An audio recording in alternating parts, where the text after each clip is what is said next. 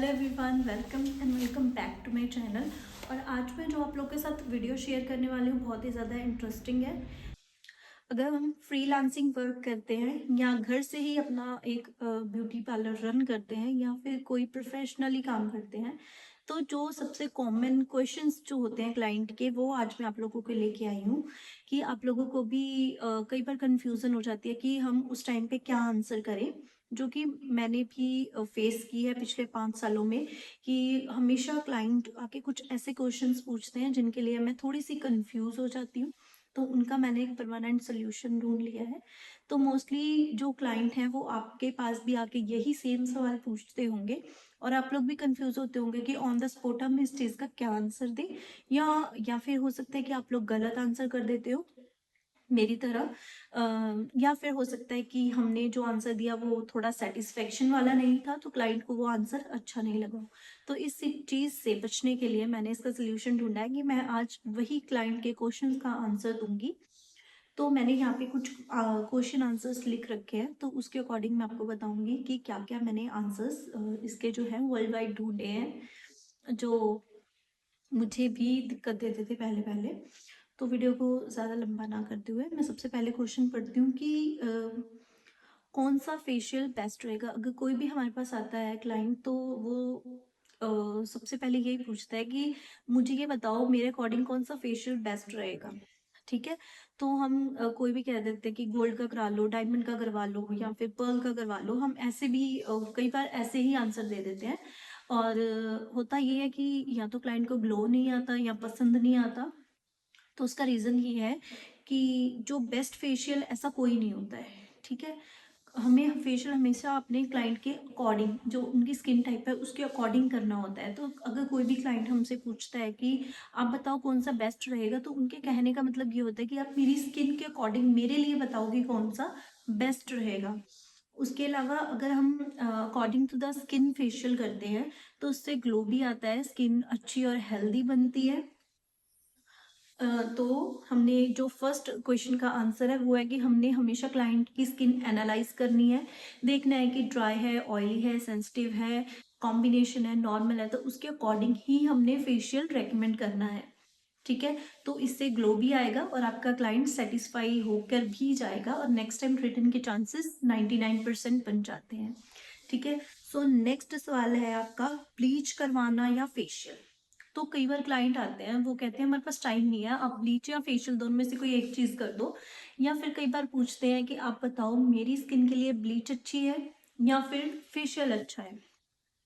तो इस पॉइंट पे हम वैसे क्लाइंट को बोल देते हैं कि आप दोनों ही करवा लो, या कहते हैं कि हाँ चलो ठीक है ब्लीच करवा लो, उससे भी ग्लो आ जाएगा। ब्लीच से ग्लो नहीं आता है, ब्लीच से हमारे जो स्किन पे हेयर्स होते हैं वो लाइट शेड में हो जाते हैं, जिससे कि हमारी स्किन एक शेड लाइटर शो होने लगती है, बट वो उस चीज़ को हम ग्लो नहीं कह सकते हैं।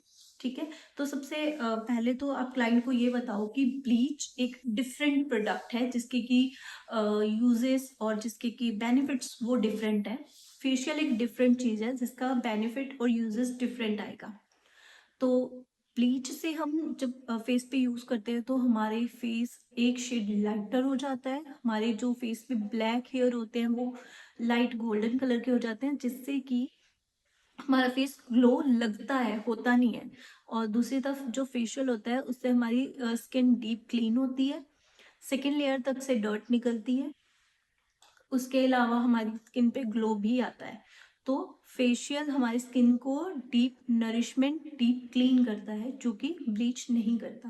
ब्लीच हमारी सिर्फ फर्स्ट लेयर को एक शेड लाइटर करता है, वो भी लाइट गोल्डन शेड में। होप सो कि आपको ये वाला आंसर अच्छा लगा और आप भी अगर ऐसे अपने क्लाइंट को समझाओगे तो वो दोनों चीज़ें ही करवाएंगे। एंड थर्ड हम करेंगे नेक्स्ट क्वेश्चन, फेशियल कितने दिन चलता है। तो मेनली लोग आकर यही पूछते हैं कि हमारा फेशियल 1 महीना रहेगा क्या, कितने दिन रहेगा, कितना टाइम स्टे करेगा, कैसा रहेगा।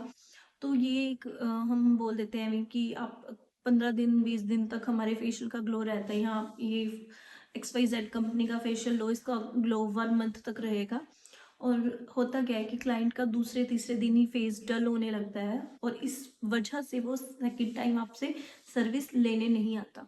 तो हमने कभी भी क्लाइंट को कोई टाइम पीरियड नहीं देना है कि आपका 15 दिन चलेगा, महीना चलेगा, या व्हाटएवर यू वांट, कि क्या बोलना चाहते हो कि कितने दिन चलेगा। तो उसका एक सोल्यूशन है कि आपने बोलना है कि फेशियल का ग्लो नॉर्मली 7 से 10 दिन तक रहता है। अगर आप स्किन केयर रूटीन अच्छे से करते हो, आप मॉर्निंग स्किन केयर करते हो, इवनिंग स्किन केयर करते हो, या वीकली स्किन केयर करते हो, तो आपके फेशियल का ग्लो 15 से 20 दिन भी रह सकता है। ये डिपेंड करता है कि आपका लाइफस्टाइल कैसा है, ये डिपेंड करता है कि आप कैसी स्किन केयर करते हो, डिपेंड करता है कि आप कैसा जो खाना है वो खाते हो। ठीक है, तो कभी भी आपने डायरेक्टली क्लाइंट को ये नहीं बोलना है कि 15 दिन, 10 दिन, 20 दिन रहेगा। आपने क्या बोलना है कि नॉर्मली 7 से 10 दिन तक लोगों का ग्लो रहता है, लेकिन ये डिपेंड करता है आपकी स्किन केयर पे कि आप कितने अच्छे से स्किन केयर कर रहे हो। आपका 1 मंथ, अप टू 1 मंथ भी जा सकता है अगर आपकी स्किन केयर अच्छी है। ये क्लाइंट को अगर आपने आंसर किया तो वो और भी ज़्यादा खुश होगा, क्योंकि आपने ऑनेस्ट आंसर दिया है, और उसको समझ में आ जाएगा कि ग्लो सिर्फ किसी प्रोडक्ट से नहीं, अपने खुद के एफर्ट से आता है। नेक्स्ट और नॉट द लीस्ट बट, क्योंकि अगर आप लोगों को ये वीडियो अच्छी लगी तो मैं और भी क्वेश्चन के आंसर देने वाली हूँ। मेरे पास बहुत सारे क्वेश्चंस पड़े हैं। अगर आपको ये वीडियो अच्छी लगी तो आप मुझे कमेंट में ज़रूर बताना कि मैं नेक्स्ट ऐसी वीडियो और बनाऊँ या नहीं बनाऊँ जो आपके लिए हेल्पफुल हो।